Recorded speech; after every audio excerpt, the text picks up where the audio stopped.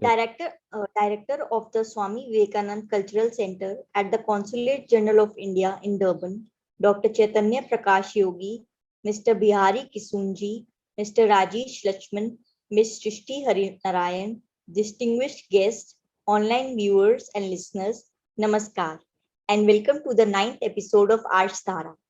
Aarshdhara is an online series of interactions on scriptures composed by ancient sages of India. In this episode of Aarshdhara, we have an interaction on Mudaka Upanishad with Mr. Behari Kissoon ji by Mr. Rajish Lutchman.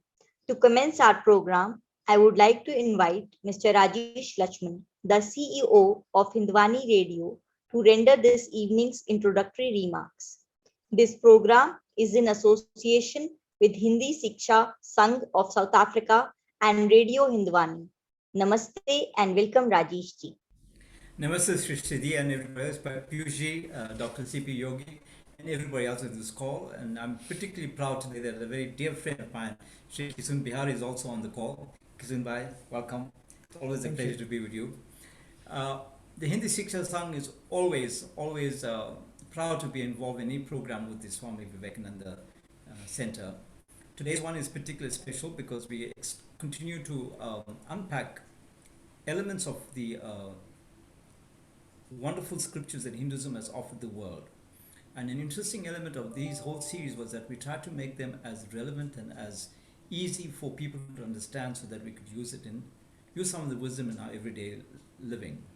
And we have today an expert in Shri Kissoon Behari ji, and I'm really looking forward to the discourse that we're going to have as we continue the program. Once again, welcome everybody. I sincerely hope that you do enjoy the program. Thank you so much, Mr. Raj, for those introductory remarks. To commence today's program, I would like to invite our guest of this evening, Mr. Behari Kissoon ji. Just a brief background about Mr. Behari Kissoon ji.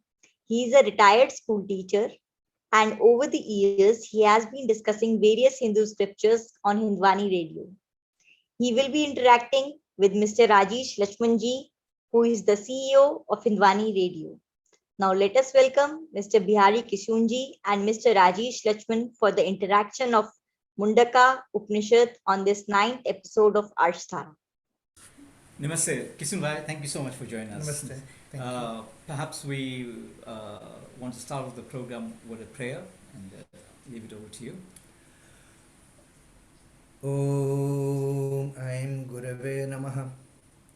Om Bhadram Karnabhi Shruniyama Deva Bhadram Pashyema Kshavirya Jatra Sthire Rangai Stushtuva Gumsastanobihi Vyashema Deva Hitam Yadayuhu Swastina Indro Vridashrava Swastina Pusha Vishwavedah Swastina Starkshorarishthanemihi Swastino Brihaspatir Dadhatu Om Shanti Shanti Shanti.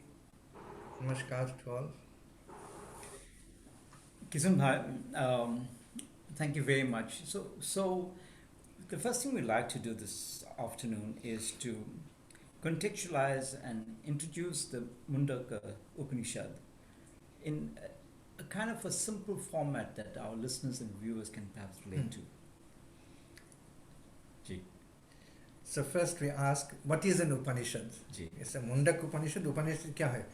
So, Upanishad, Sri Shankar Adi Shankaracharya in his commentary to Mudaka Upanishad, right at the end, I think it's the last sentence, says that Upanishad is Brahma Vidya.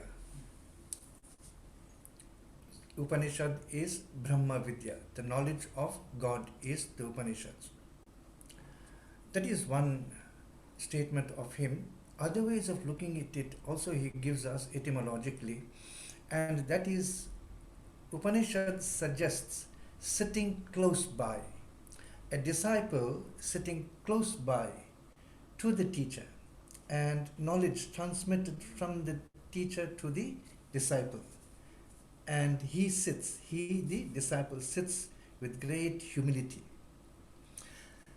There is another way of looking at it also, Upanishad. When you look at it in that way, Upani prefix is attached to Shad. Shad means to shatter, to break the bondage of this existence. That's what etymologically it would mean.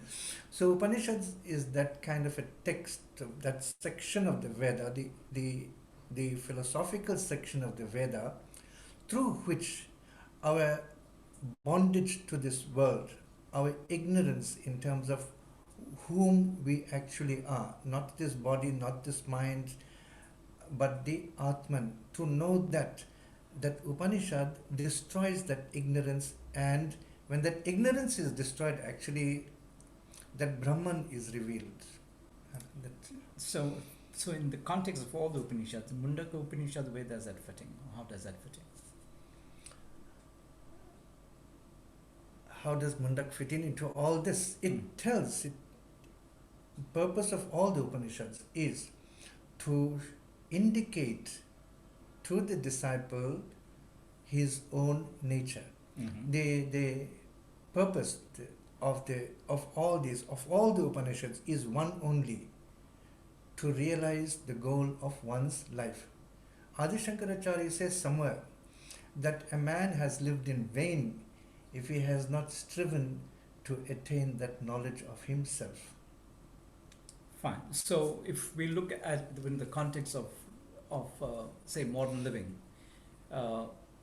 if you take any one of the Upanishads, so its objective and its purpose would be to free oneself from the bond of attachment and bondage of ignorance, of ego, and all these so-called negative issues, so that we find the divinity within us. Is that what you were saying? Yes, in other words. In other words. Okay. Now, the Mundaka Upanishad, perhaps you want to talk to us about its relevance insofar as the present and modern context? Acha, just add one aspect to what you have said, how it does this, how it is. See, the title itself, Mundaka. Mundaka is meaning shaving the head. So the sannyasins in the old days, now all the different organizations do not have their heads shaven. But you see pictures or images of Adi Shankaracharya and his disciples, they are all shaven headed. So that is an indication that they are not householders, they have given up the way of the householder, have renounced the world. Now the interesting thing is this word Mundak is like the razor, that just as a razor shaves off, in the same way, this knowledge is sharp like a blade, and it shaves off the ignorance and revealing the reality. So that is its relevance, that teaching which removes that ignorance in that way. Okay. So to come to your question, the relevance of it for us today. So all scriptures, all even itihasas, etc., they have two components are there. One component is what is relevant and significant for that particular time, for that particular place, within the context of this society. The other is an eternal truth, which is relevant for all times. Upanishads tell us that truth which is true always. It is. How this is so? So I'll take it back to the first opening statement, opening verse. They are called mantras. There are 3 sections in the Mundak. Each one is called a Mundaka, and the verses are called mantras because they are written in a particular form. Now it tells us at the beginning. It tells us that there is Lord Vishnu. It doesn't mention Lord Vishnu, but that is all to be understood. That is why we need a teacher. We need a qualified teacher to take us through all this, because Upanishads sound very much like notes taken down almost in haste sometimes, I think, by students, and then they're presented to us, because there are huge gaps in the understanding, and it is not possible to study an Upanishad without the commentary of such as Adi Shankaracharya. It is a must. There is Lord Brahmaji who comes out from the Lord. Brahmaji hears a sound. That sound transforms itself into Om. From Om comes the various syllables, the various vowels and consonants. These, in the mind of Brahmaji, arrange themselves into words. So all this has come from the Lord himself. The Lord is eternal. And what comes out of him is also eternal. Yes. So using that is now the knowledge of the Brahman. That becomes the Vedas. Using the knowledge of the Vedas, Brahmaji created. Sayanacharya, that great commentator on Vedas, he has said that Brahmaji, he says, the Lord created the universe with the knowledge of the Vedas. So the Vedas are eternal. This is why the Mudaka begins with this, that knowledge is eternal, because it goes to the next point, which knowledge is not. Can I proceed? Yes, that sure, point? of course. Let's do that. What stands out in Mundak in comparison with the others, see, each of these Upanishads has a certain speciality about them. Something very important is there. In Mundak, it is this one establishing the eternality of the knowledge of God, the Brahma Vidya. Then Brahmaji created the universe, and for everything, for every item, for every object, he gave a name. So there is knowledge of this world, a space-time universe where there is activity, cause, effect are there. So there are two kinds of knowledges come. One is the knowledge of this universe, which we know, which we live in, which are perceived by our senses of perception, the five eyes, etc., and by our organs of action, of motion, like hands, used for grasping. And mind, behind all this, is the mind which is able to direct, and using the powers of logic and reason and imagination, it is able to understand this world. Then how do we understand something which is outside the boundaries of this world? Okay. So there is the difficulty. How do you tell what Brahman is when Brahman is outside space-time continuity where there is no activity? In Kena Upanishad, I think it is, natatra chakshur gacchati na vag gacchati na mana. They the eyes see not, the speech reaches not, nor can the mind reach there. Well, out of all this, how?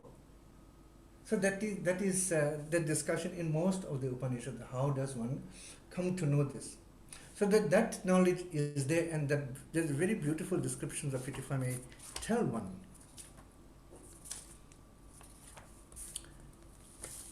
In the third Mundak, in the first Kand and the seventh mantra, it is great and self-effulgent, and its form is unthinkable. It is subtler than the subtle. It shines diversely. It is further away than the far off, and it is near at hand in this body. Among sentient beings, it is perceived as seated in this very body, in the cavity of the heart. Before we go further, we want to define what the it is there. It, Brahman. It. So now just to contextualize so people can understand. Yes. It. Brahman is in the text here. It is neuter is used. At other times, masculine is used. It is translated as he, and Why not a she? I've not come across it, but you cannot say what it is, what that Brahman is, because when you see it in terms of maleness and femaleness, it is neither that. Yeah. This is the confusing thing and the mind-boggling thing about all this, is that there's so much of apparent paradoxes, full of look, even in this one here, its form is unthinkable. So how can we speak about this Something thing? that's unthinkable, yes. It is subtler than the subtlest, and yet greater than the greatest. So again, it is further away than the furthest thing that you know, and yet it is within the heart. What happens? I tell you what happens. When there is a teacher who has experienced all these things, because this is not knowledge which is to be known. No, it's about experience, having. It is an experiential thing. Our Western thinking is we just learn the facts and how these facts operate together. In our religious life, in the Vedic context, in the Upanishadic context, it is not that. Knowledge is to be realized and experienced. How it happens, I tell you. Now just think a dark sky, and suddenly there is a streak of lightning and everything flashes. Mind is dark in ignorance. And through the practice of sadhana as given by the teacher, keeping purity of mind, keeping purity in speech, keeping purity in action, performing all those things that one should do as the teacher says, and studying, reading this Upanishads, and suddenly it strikes the student. He doesn't know how it happens. Everything, like Wordsworth says, a spot of time. Everything stands still. Everything is still, and that moment comes, and that moment is an illuminating moment, and that moment, that lightning goes away, but this illumination remains. It remains always. An example that would be Pythagoras and that Eureka moment. Although that Eureka, you said that was this. His body was floating. So displacement theory is there. That is again still within the context. The context is a space-time causality. But that understanding of it comes there. Yes. This that we are speaking about now is outside space-time causality. It's an undefinable, indescribable thing, like even Kenna has said it. Yes. So now one of the most wonderful things about the Upanishads, and of course any scripture, is listening to the verses and the sublime experience of listening to the verses. Now, you are not going to ask me to recite. I will tell you why. Okay. These are mantras, and there is a particular way in which they are recited. Right. I've heard Mundak recited by at least 2 organizations. They recited. I have not been able to find a text for myself in which the notations are there. Okay. Bhadram karne vishruniyam deva, Bhadram pashyema kshabir yajatra. See, there is the higher and the lower notes. These are fixed. So I can't recite it. Okay, but perhaps what you could do is use a kind of a brief translation of some of the verses, so that our listeners and viewers get a sense of the purity of the language, but also the purity of the sense that's there. That you can do. That is a difficult thing you're asking me to do. See, often this Satyameva Jayati. Yeah, right. Na Andritata. Satyameva Jayati is the Indian national motto. Yes. And it comes from Mundak. Yeah. That is the beauty of this Mundak. So you see how the relevance come in. I don't know, many people will realize that it is from the Mudaka Upanishad, but here it is. So and if you look at it, it is really what the essence of life is. Satyam, the truth shall always prevail. Always see, we move from the relative to the transcendental. We are located here in the relative. Upanishads does not tell us, our teachers do not tell us, give up this world, it's an unreal thing. It is not like that. I am here located in this world, and if a stone falls on my head, I'm going to get hurt. or the stone might break. Oh, this one might break, okay. I know you would have said that. Yes. We experience, we feel, sorrow, joy, etc. They are here. They are our realities. But what Mundak emphasizes is this, that all this vanishes at a certain point in time. It is there, then it is not there. Because anything that is created will exist and then it will come to an end. It will destroy. So, we live in this world, and our aim almost seems to be totally, as Wordsworth says, in that, what is that beautiful poem? The world is too much with us. Okay. The world is too much with us.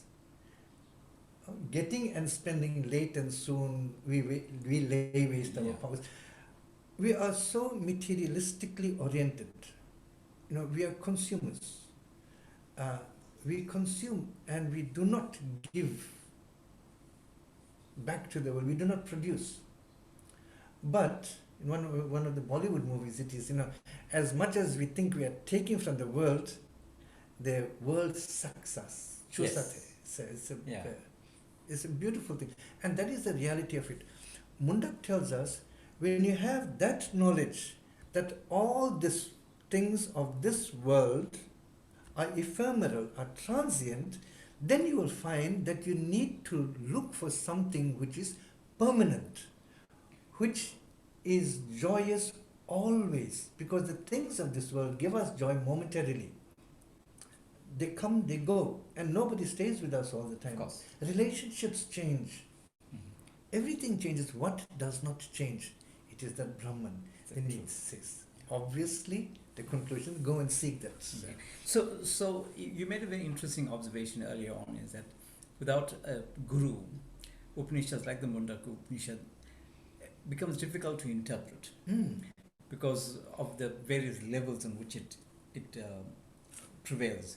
Like we said, the paradoxes are there. Paradoxes are there. So without a teacher, without a guru, you could probably get a misconstrued perspective or unintended meeting. Now, that's when the challenge comes now for us living in the Western world, within the Western context. And often I think this is where some of our scriptures sometimes, when it's offered to Western scholars, are not able to grasp those elements, because it becomes so, the interpretation becomes so open. Now, when you're looking at, again, the Mudaka Upanishad, we spoke about the fact that it is about truth that prevails. We spoke about its beautiful ability to help us literally shave through the trials and tribulations of life and come to that which is the truth. But let's look at us here in South Africa and how we engage here today in South Africa. Would you say that the message of the Upanishad, and particularly the Mudaka Upanishad, is relevant? I know we had this conversation earlier, so let's be open and brave about it. You see, Upanishads is not for everybody. Okay. So is it for a seer? Is it for?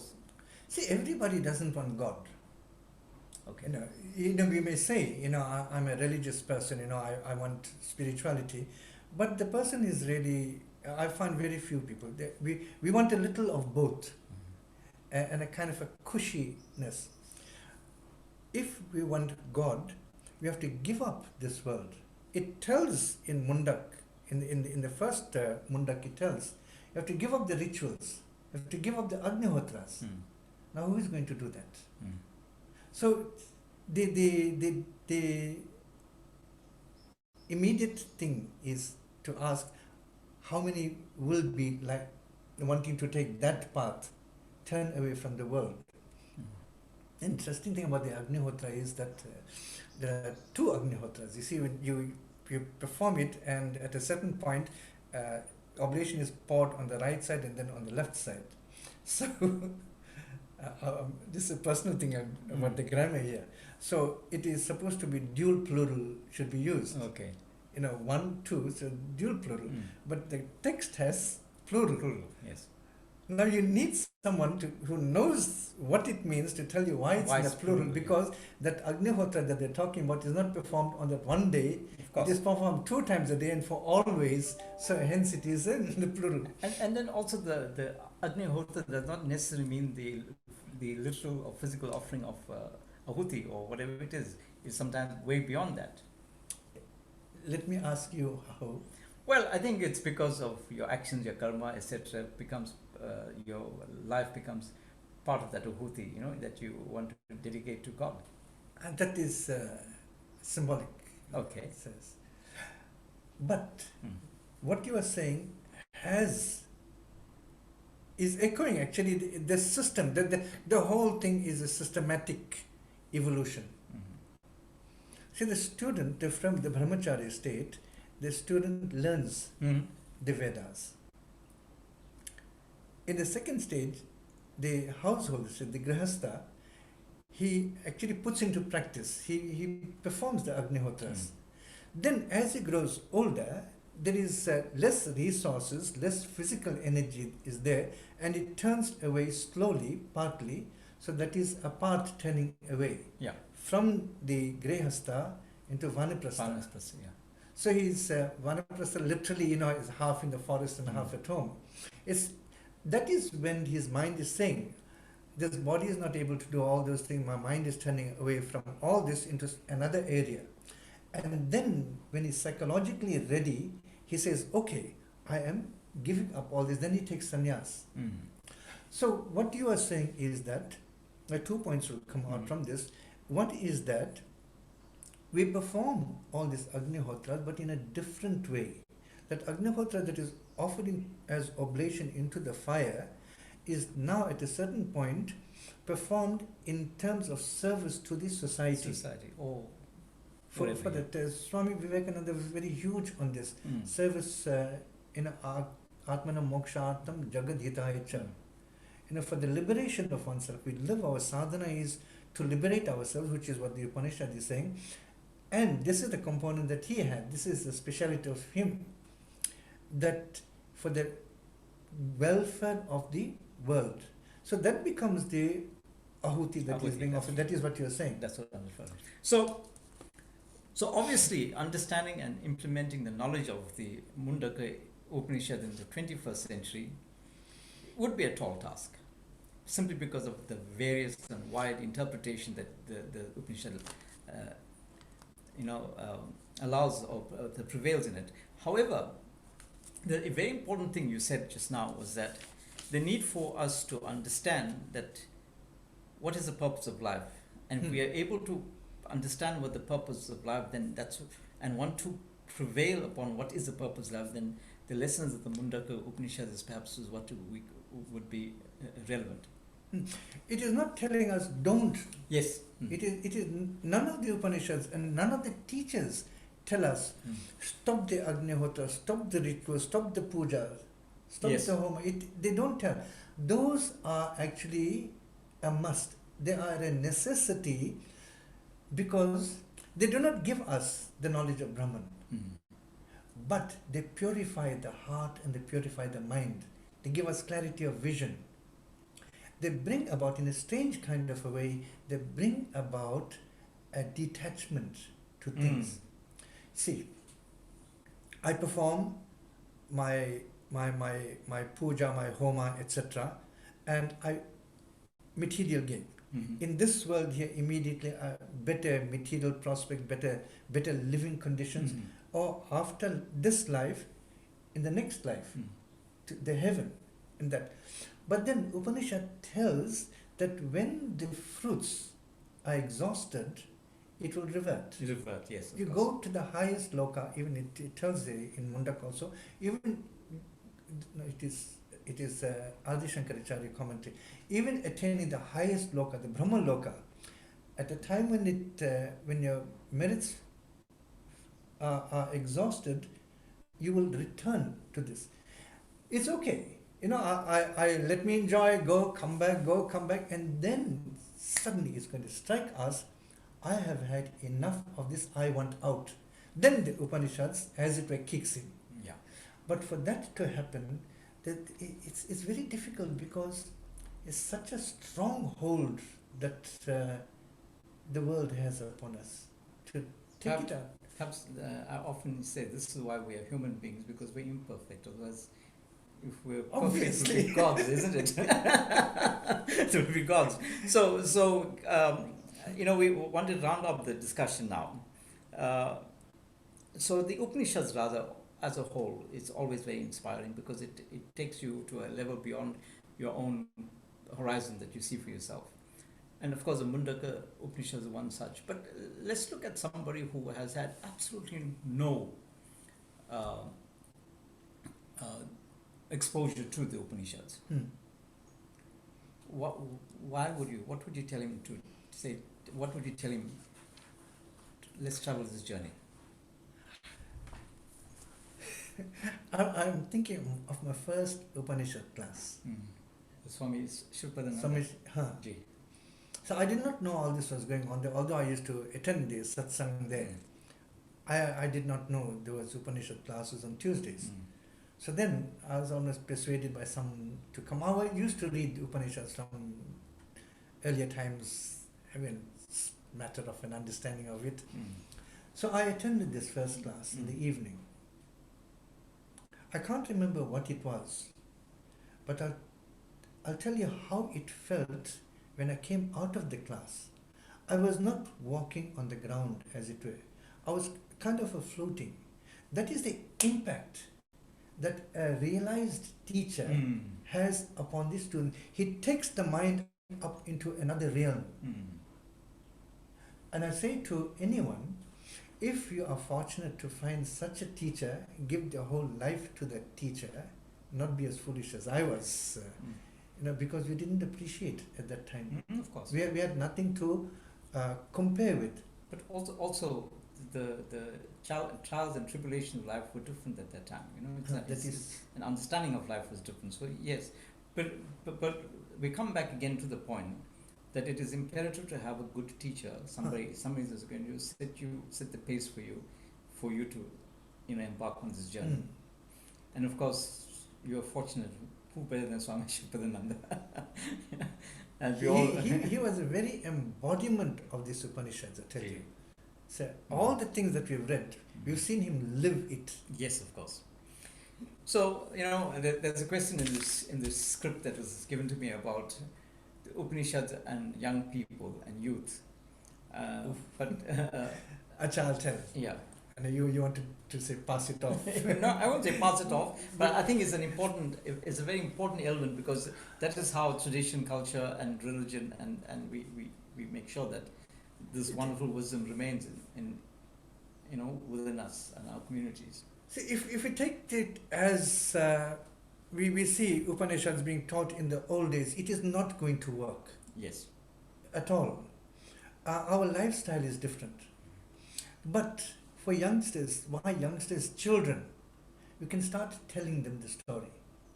When we tell them there is Lord, and from him came this Vishnu, and from the navel of Lord Vishnu came out the stalk, and at the end of the stalk there was a lotus, and on that was Lord Brahma. Tell the whole story, as we had said earlier, and leave it there and let it be in the mind of the child. Later on say that there is not really, it's a Puranic symbol, it's a Puranic image. What exists is, who knows, only the Brahman exists. That's Nirgun Brahman. That Nirgun Brahman starts to vibrate, and from that vibration comes out, as it like from through the navel, that comes out this creative something. Okay. That is the Brahma, Lord Brahma. And from that comes this. Big Bang Theory we tell. Yes. There is something, and that explodes. That is the sound that comes out from Om, the indistinguishable sound that becomes Om, that becomes this whole universe. That's at a later stage. Later on, they teach the meditation on these things. and then we trace back, as it were. Meditation in the Om Upanishad tells, this, it tells that Om, the pranava, is the bow, and the soul is the arrow, and Brahman is the target. Target, yes. So you teach this and you practice it. So, but before you go now, you open another door. You spoke about Nirgun and Sadguna. Let's say you spoke about Nirgun just now and what that means. Now, I think for the purposes of our listeners and viewers who don't know what the concept of Nirgun is, perhaps you want to just quickly unpack that. Very quickly unpack it. Nirguna, without attributes. God in his God as Brahman, the absolute. No form, no nothing actually. Then when he takes that form, coming out from that, coming from Brahma, or what is called Hiranyagarbha, that now is the Saguna aspect. That Saguna aspect is that same Brahman, which was Nirguna, without gunas, without attributes, now has attributes. It has taken on attributes. And that is the Saguna. This whole that exists is that Brahman. So Kisun भाई ये कहानी जो है, ये किस्सा है, ये जो बातचीत है, तो हम पूरा रात यहाँ बिता सकेंगे. हम आपका बहुत आभारी है कि आप हमारे लिए इतना समय दिए हैं. Thank you so much for giving us this time. I know we scratched on the surface of the Mundak, but I think it was important that people understand that the Mundak is there, Mundak Upanishad is there, and if we choose to, it will obviously make a huge impact in our search for peace and liberation. So thank you so much. Namaste. And on behalf of the Swami Vivekananda Center and the Hindi Siksha Sangh, and of course Hindwani, we're deeply grateful to you for your time and your knowledge.